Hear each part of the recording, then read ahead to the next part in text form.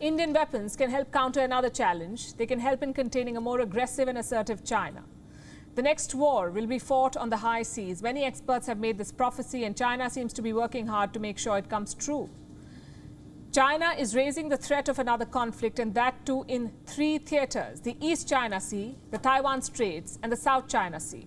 And tonight we'll tell you about China's latest moves. First, in the East China Sea. It was a tense Monday for Japan. Early this morning, they spotted a Chinese warship. It was near what Japan calls the Senkaku Islands. For the first time in 4 years, a Chinese ship has been spotted there, and this is a major escalation. And we'll tell you why. First, let's look at the islands that we're talking about. Both Japan and China stake claim to them. Japan calls them the Senkaku Islands. China calls them the Diaoyu Islands.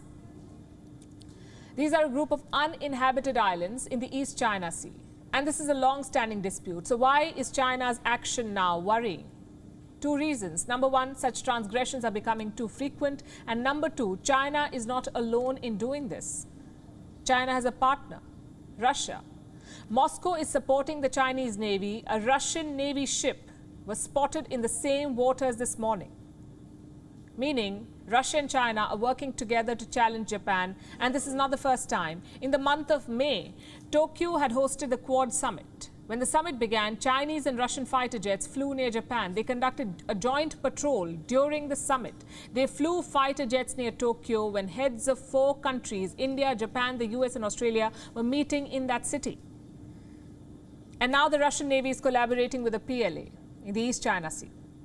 Japan has protested this incursion. I have their statement with me. This is what the Japanese statement says. The Senkaku Islands are an inherent part of our territory historically and under international law. We will respond firmly and calmly to resolutely defend our territory, territorial waters and airspace. That's what Japan says, but how will they respond? By bolstering their defenses. Japan is developing hypersonic missiles. Later this month, their Ministry of Defense will conduct a flight test. They will test an engine, the kind that can be used to build a hypersonic missile. And this is significant because hypersonic weapons can dictate the future of warfare. They can travel fast, and in some instances, they can escape radars too. Japan does not want to be left behind because China is making significant progress in this direction. China has tested hypersonic weapon systems multiple times already.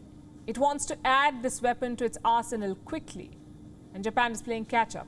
It needs an effective deterrent, especially after what happened last week.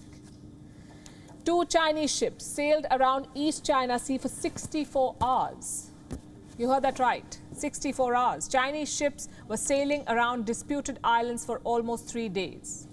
And these were Coast Guard ships. They came within 3 kilometers of the Senkaku Islands. That's a serious provocation.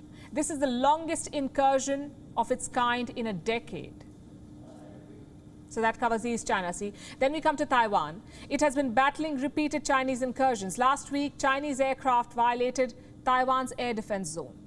There were 29 planes this time, and in Taiwan too, China is breaking records. This was the largest Chinese incursion since the end of May. It's the same template as Japan. China is committing repeated violations, and each event is more grave than the previous one. In Japan, China is using its ships. In Taiwan, it is deploying its airplanes. That's the only difference. And I have some numbers for you. In 2020, Chinese warplanes entered Taiwan's air defense zone around 380 times. In 2021, 969 times, almost 3 times more. What about this year, 2022? 465 incursions and counting. That's about 50% of last year's record. And that record may be broken. The numbers speak for themselves. Then we come to the South China Sea, the 3rd theatre of conflict. Chinese military activities are intensifying here too. Beijing has already conducted 4 military drills there. The South China Sea is one of the most dangerous flashpoints in the world. China claims ownership of this entire region. 5 other players contest China's claims: Brunei, Malaysia, the Philippines, Taiwan and Vietnam. These are the other contenders in the South China Sea. They feel threatened by China's recent moves, so the West is coming to their support.